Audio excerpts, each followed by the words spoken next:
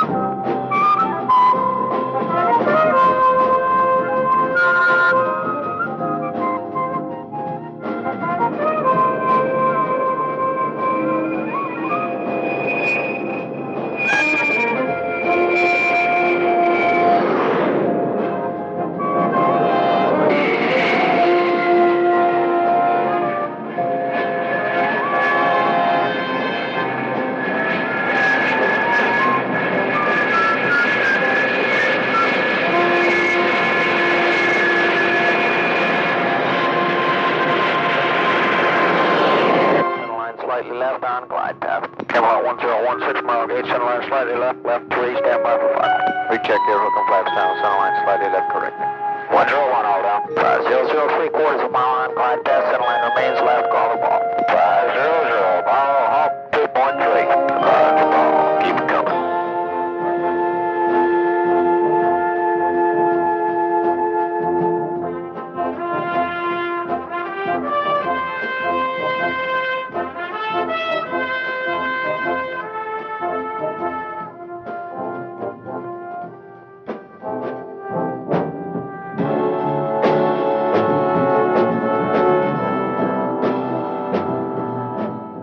Naval aviators are a very special breed of men who have met the challenge of sea and sky.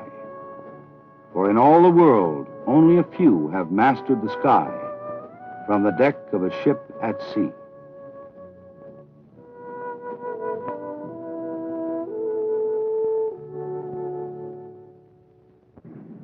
Roger, ball, final. Roger, ball.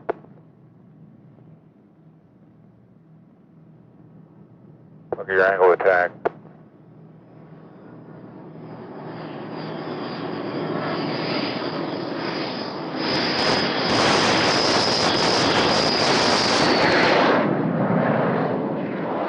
This is a classroom.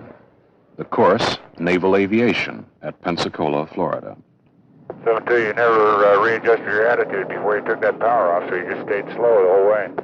Roger. These students are practicing precision landings. Meatball. Easy does it. Easy.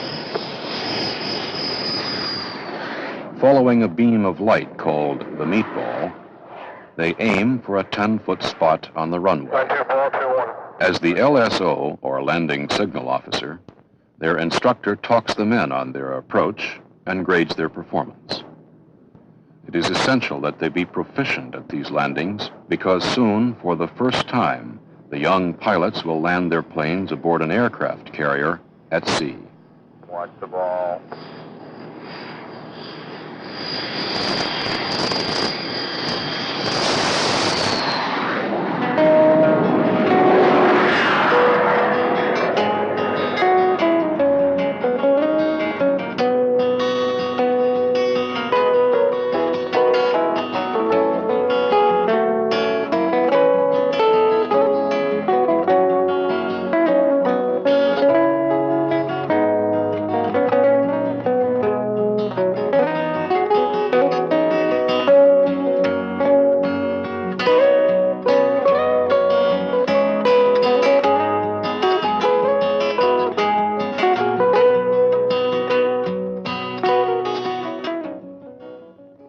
A year ago, I'd never even been in a small plane before. Except for, the big bus in the sky. That was about it. And just amazes me when I think back on it, that now I'm actually flying a jet. You get up there and you start thinking about what you used to think of as a kid. And there you are doing it. And it's really not something mystifying at all. I mean, it's something... It's not like driving a car, but it takes work. I think when you're on the ground, you feel kind of trapped. You ever felt that way? And every time you look around, you see something man has built. When you get upstairs, you're going, hey, man, what he's built is real small compared to everything else. And it gets smaller. So I think sometimes, too, though, flying is a job, like any other job. You get up there and there aren't regular hours to it. And like they say, flying is, especially flying a jet, is 9/10 boredom and 1/10 stark terror. Your mind kind of works like a computer.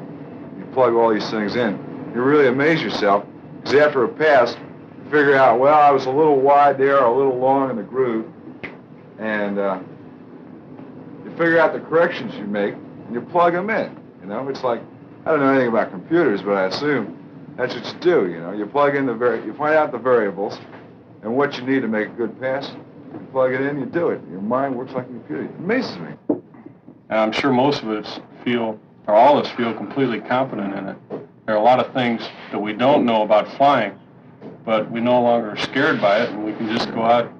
This has been the first time I felt like I can just go out, hop on a bird, and feel completely comfortable, know what I'm doing every time.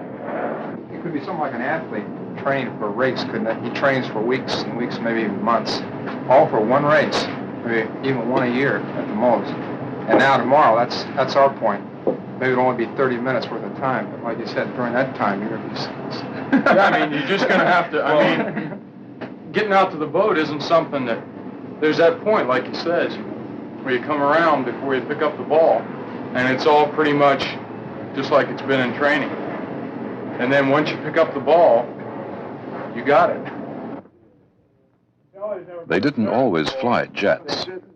Although college graduates, they, like all young men entering the service, were subjected to those first few weeks of becoming accustomed to the military environment. This course is two different and almost... An officer indoctrination course prepared the student aviators for basic flight training. It is here they proved they had what it takes: motivation, willpower, stamina, and the sincere desire to fly. This was the beginning.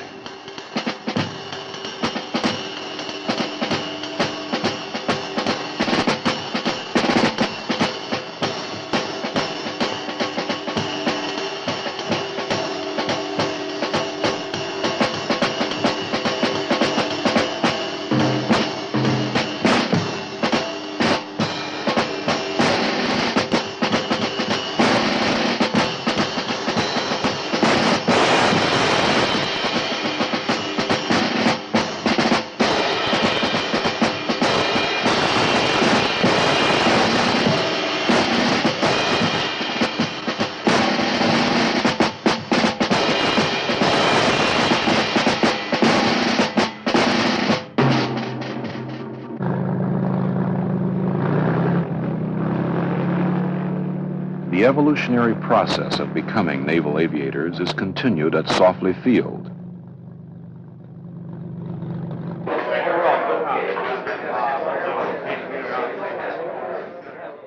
The busyness of the ready room reflected the anticipation of early flights. The countless briefs and debriefs never became routine as each successive flight grew more demanding. Like an athlete before a game, the young pilots spent their pre-flight hours in mental preparation, memorizing procedures and waiting.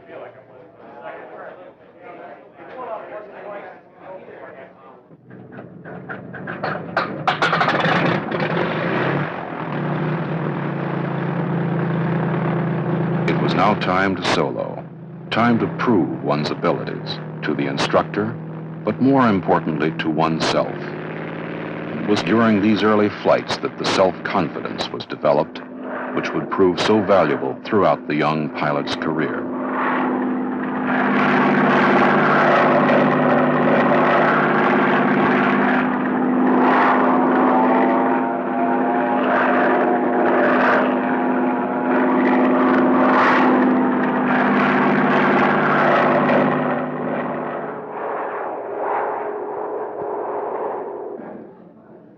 That was the beginning. Now commissioned and flying jets, the students and their instructor get together at the club for an informal bowl session. It is a time to pay off pitchers of beer for poor practice landings, but also an opportunity to relate with a veteran carrier pilot. That'd be kind of fun to see what you think of carrier landings before and afterwards. So, just let me know what some of your expectations are, you know, and going to meet the big steel Hulk for the first time. What do you think, Steve? What's it going to feel like to get a cat shot for the first time?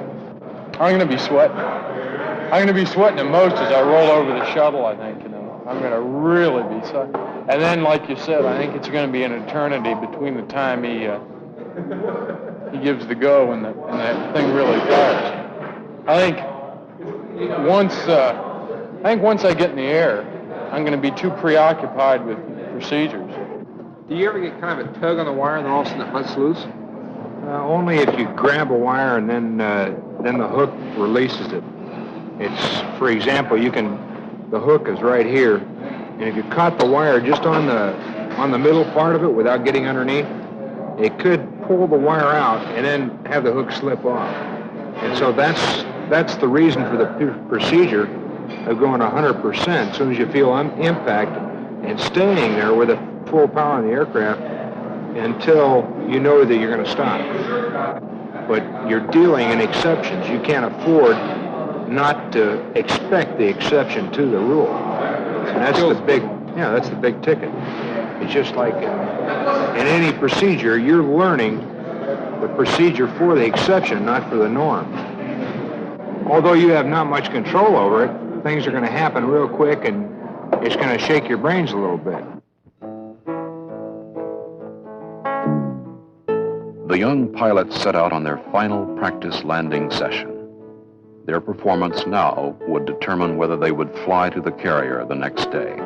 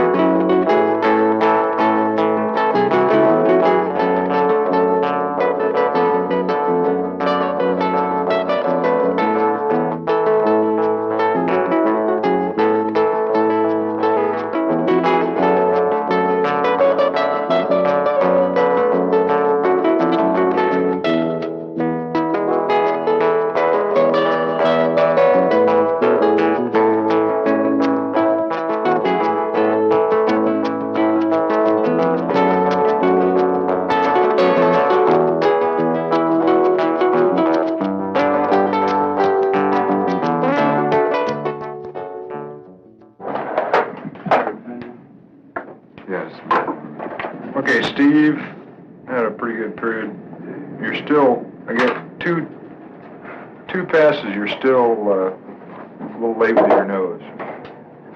Same as last time. First one was an okay fast start. Next one was a overshoot, a little not enough power and close, and ended up a little fast high at the ramp. Then the next one was fair, just a little fast all the way again, and a little late nose. And one thing that complicates it is the fact that you're flying a little fast, so it's harder to make a nose correction. And then Lee, so he's going to be bouldering at the ship. Wave off, fast start, low at the ramp. And a fair pass, not enough straightaway, a little not enough power and close, and a little rough nose again.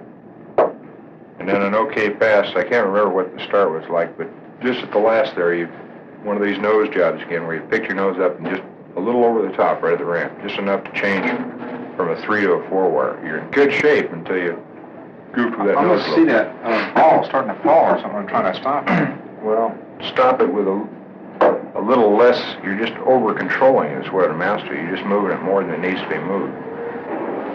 So everybody's field qualled and ready to go to the ship. It's a piece of cake if you're smooth.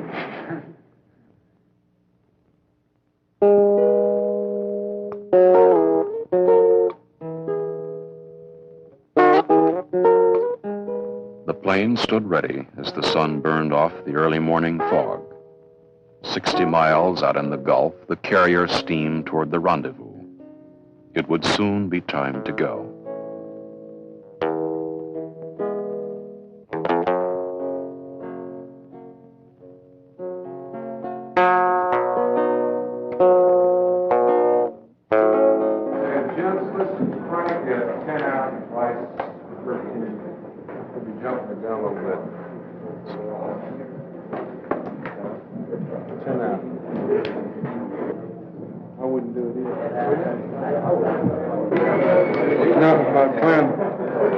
I plan to stay real dry on this. You set your watch by the clock.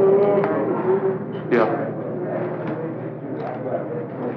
But everybody's got a watch. Jim, set your watch by the clock.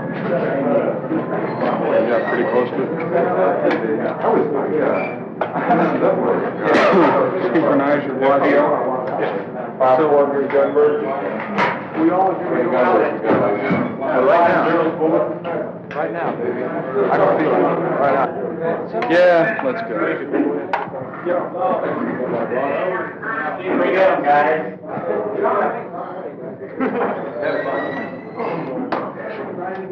Never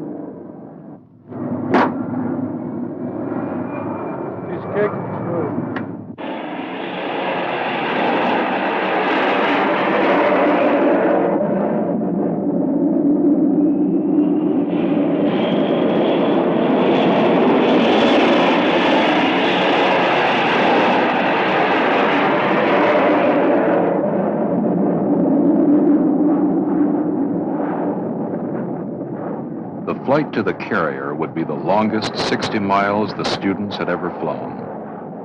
Although they'd simulated scores of carrier landings before, there was something very different about this flight, something that could not be simulated in any training situation. The runway would now be only 500 feet long, moving through the water at 25 knots and subject to the rolling and pitching motions of the sea. This was the real thing. And it was a flight that had been thought about many times before. This is the tenseness of hitting the boat. The unknown, the variables that you haven't encountered before. The apprehension that you have is just sort of a nebulous sort of a thing that you really don't put any actions to. It's just a tenseness, an awareness that this is something new and different, something that might not work just like everything else you've done. But no, you don't think about, there's no fear. You're too busy. Four eyes of being gear, full flaps, put stride, funnel. Still has 328 overhead, Angels 1-1. Roger, 328.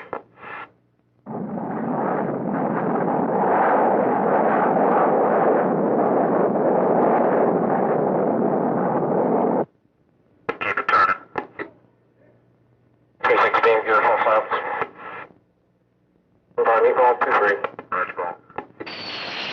To get the feel of the deck, the first time would be a touch-and-go landing without the tail hook.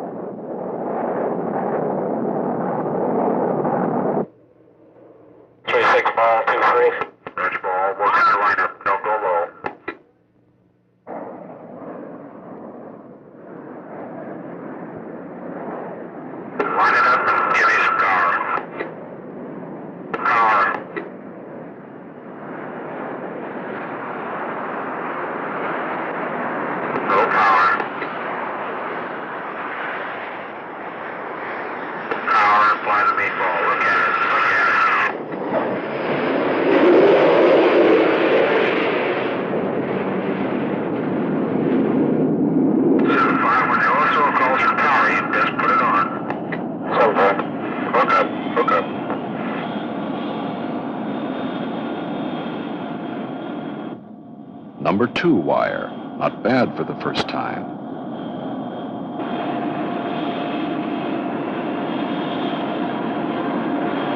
Go a little slow.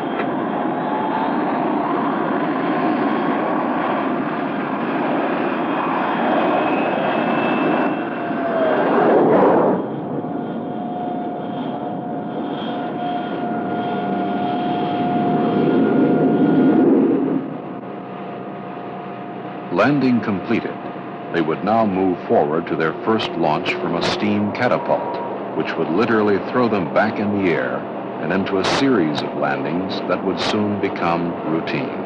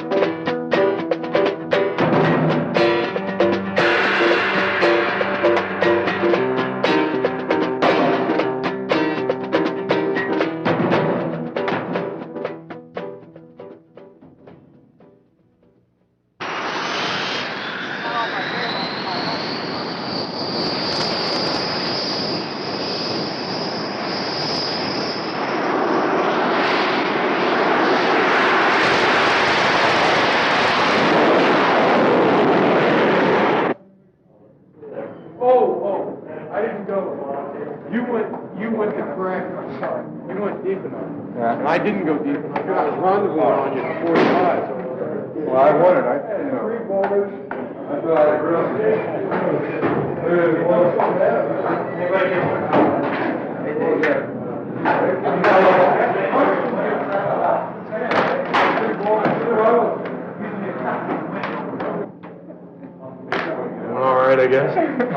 I wasn't the ace of the base out there, but it was all right. It was okay. It really was. The hardest landing was the one back here.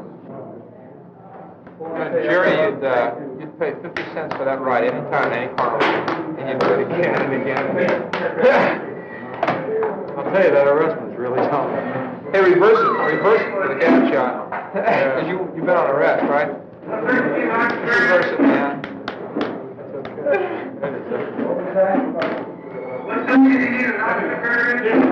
Catch a piece of cake. Okay, I lost 2 bottles there because I didn't put my hook down on one of them. I heard somebody laughing, and all of a sudden it dawned on me. Before they could say, hey, the hook's not down, ha ha, you know. I had my hook, and I bolted it anyway. I mean, our plane landed with half flaps. Come on upstairs to debrief or something like that, Jerry.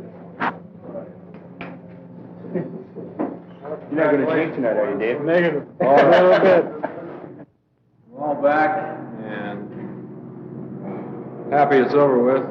I'm sure you learned something out there. This is